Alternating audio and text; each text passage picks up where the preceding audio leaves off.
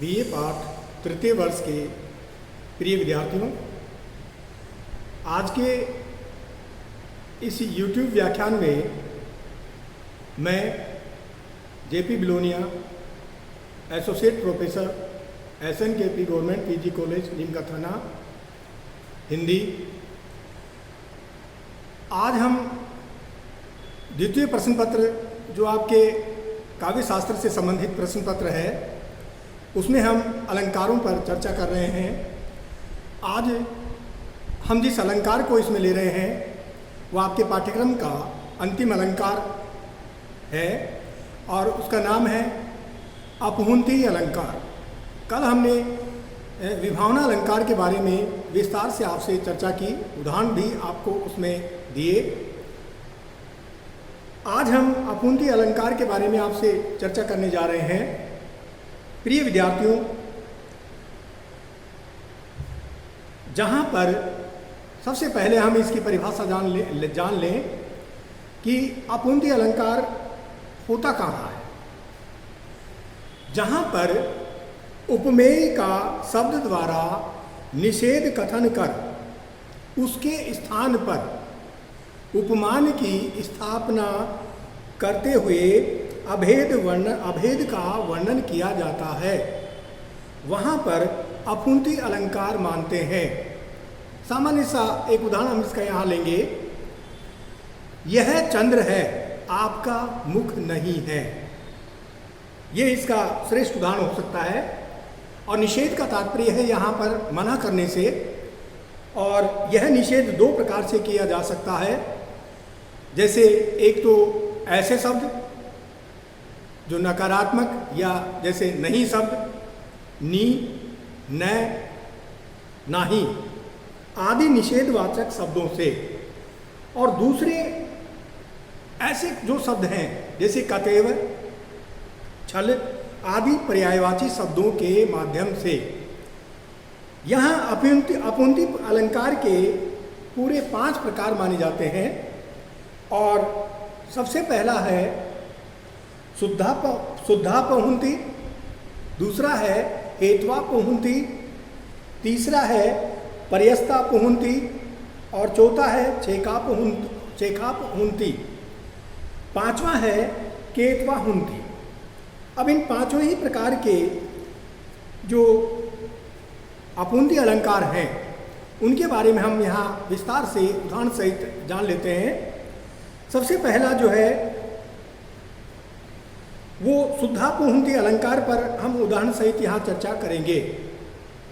शुद्धापहुंती अलंकार जो है, ये इसकी जो एक नियत परिभाषा हम किस तरह से दे सकते हैं। इसमें उपमेय का निषेध कर उपमान के अभेद की स्थापना की जाती है। जैसे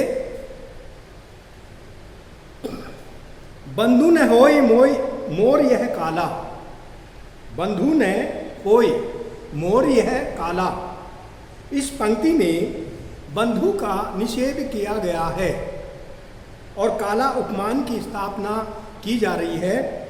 काल का बंधु पर आरोप किया गया है और तथा अभेद का निदर्शन भी इसमें हो रहा है। कुछ अन्य जो इसके उदाहरण हैं शुद्धापहुंती के, वह हैं, पहला उदाहरण है नहीं सुधांशु, यह है सखी नव गंगा को कंज। दूसरा उदाहरण इसका जो माना जा सकता है, नहीं सखी राधा मुख, यह है पूनों को चांद। यानी हे सखी, ये राधा का मुख नहीं होकर पूर्णिमा का चंद्रमा है। तीसरा अर्थ है तात रामू ही न भूपाला, भुवनेश्वर काल हूं कर काला। चौथा उदाहरण गौर शरीर श्याम मन माही, यानी गौर शरीर वाली कौन है? राधा। और श्याम शरीर वाले कौन है? श्री कृष्ण। तो गौर शरीर वाली राधा के मन में कौन है? श्याम रंग वाले श्री कृष्ण। कालकूट मुख पय मुख नाही, इसके दूसरे रूप या प्रकार पर हम चर्चा करते हैं और वह है हेत्वापहुंती अलंकार। हेत्वापहुंती अलंकार जहाँ उपमेय का सहेतुक निषेध किया जाए उपमान की अभेद रूप में स्थापना की जाती है, वहाँ पर हेत्वापहुंति अलंकार माना जाता है। उदाहरण के लिए शिव सर्जा, शिव सर्जा किसके लिए प्रयुक्त हुआ है? वीर शिवाजी के लिए, कि वीर शिवाजी जैसा इस पृथ्वी पर आज तक कोई पैदा नहीं हुआ है। शिव सर्जा के करलेस सो न होई किरवान भुज, भुजगेश भुजंगिनी भक्ति पोन हरि प्राण। इसमें तलवार जो है उपमेय का निषेध कर सर्पणी उपमान की अभेद रूप में स्थापना की गई है, यानी उनकी जो तलवार है वो सर्पणी के समान है। और कारण भी दिया गया है कि यह सर्पणी इसलिए है कि शत्रुओं के प्राण रूप पवन पौन का ये भक्षण करती है।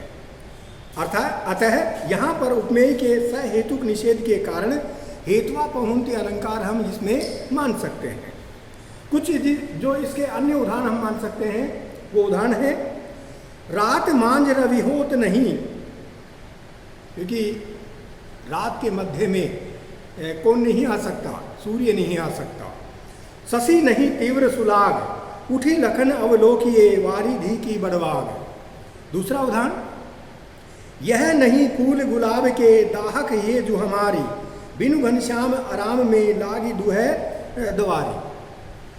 तीसरा उदाहरण पहले आंखों में थे मानस में कूद मग्न प्रिय अव थे चींटे वही उड़े थे बड़े बड़े अश्रु वे कब थे। ये हेत्वापहुंति अलंकार के श्रेष्ठ उदाहरण माने जा सकते हैं। जो 3 उदाहरण आपको यहाँ दिए जा रहे हैं ये हेत्वापहुंति अलंकार के श्रेष्ठ उदाहरण माने गए हैं। इसके बाद हम इसके तीसरे प्रकार पर यहाँ चर्चा करते हैं। तीसरा प्रकार है पर्यस्तापहुंति, जहाँ पर किसी वस्तु के धर्म का उस वस्तु में निषेध कर किसी दूसरी वस्तु में स्थापित कर दिया जाता है, वहाँ पर पर्यस्तापहुंति अलंकार होता है। अब यहाँ पर्यस्त का अर्थ यहाँ हम जान लें कि पर्यस्त का अर्थ किससे हम ग्रहण करते हैं। पर्यस्त का अर्थ होता है फेंकना, अर्थात एक वस्तु के धर्म को दूसरी वस्तु में फेंकना या फेंक दिया जाता है। इसे यूँ भी स्पष्ट किया जा सकता है कि उपमान के धर्म का उसमें निषेध करते हुए उसे उपमेय में स्थापित कर दिया जाता है। इसकी पहचान यह भी है कि जिस वस्तु के धर्म का निषेध किया जाता है उस वस्तु का 2 बार कथन किया जाता है। जैसे धनी नहीं धनवान है संतोषी धनवान, निर्धन दीन नहीं दीन है शूद्र हृदय जबमान। दूसरा उदाहरण हलाहल विष नहीं, यानी जो जहर है वो भी जहर नहीं है, रमा विष है यह सच बात, हलाहल पिए हर जगह हरि सोवन दिन रात। तीसरा जो इसका हम उदाहरण मानेंगे है न सुधा यह है सुध वास्तव में सत्संग, नहीं शक्र सुरपति अहें सुरपति नंद कुमार, मीन में नहीं प्रीति सजनी चातक ही नहीं प्रेम।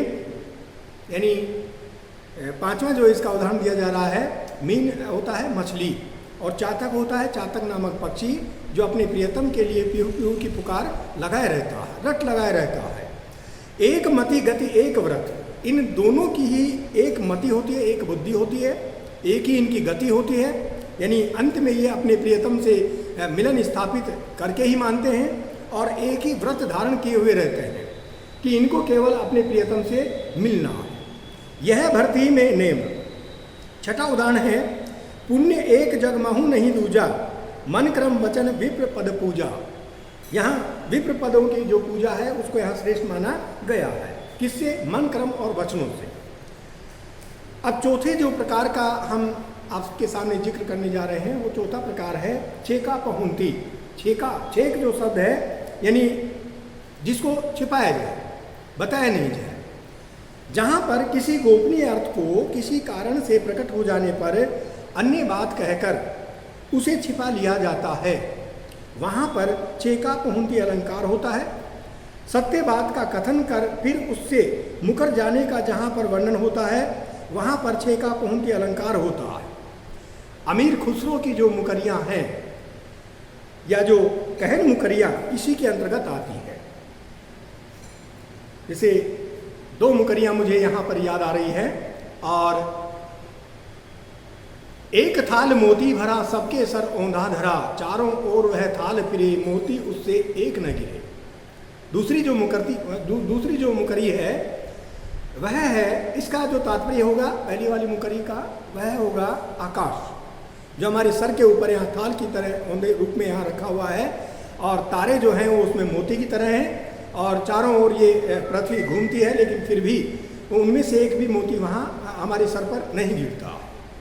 दूसरी जो मुकरी है, अर्तन बर्तन सब सरकाया, टाटी तोड़ के घर में आया, खा गया पी गया दे गया बुत्ता, ना सकी साजन ना सकी कुत्ता। ये अमीर खुसरो की मुकरियाँ मानी जाती है। फिर है, वह आए तब शादी होई, उस बिन दूजा और न कोई, मीठ लागे वाके बोल, हे सखी साजन ना सकी ढोल। दूसरी जो मुकरी है, जो इसका श्रेष्ठ उदाहरण मानी जा सकती है, चेका पोंती का, यानी बात को छिपाया जा रहा है, बताया नहीं जा रहा है। शोभा सदा बढ़ामन हारा, आँखिन है छिन करुण न्यारा, आठ पहर मेरा मनरंजन, क्यों सखी साजन ना सकी अंजन। तीसरा उदाहरण, परगुण को गाते रहते हैं, दोष किसी का नहीं कहते हैं, निजकुल को करते हैं मंडित, क्यों सखी सुरगण नहीं सखी पंडित। अब यहाँ आपका जो पांचवा जो इसका जो प्रकार है अपुंती अलंकार का, वह पांचवा प्रकार कौन सा माना गया है? केत्वा पहुंती, जहाँ पर छलवाचक शब्दों के माध्यम से उपमेय का निषेध करते हुए उपमान की स्थापना की जाती है, वहाँ पर केत्वा पहुंती अलंकार माना जाता है।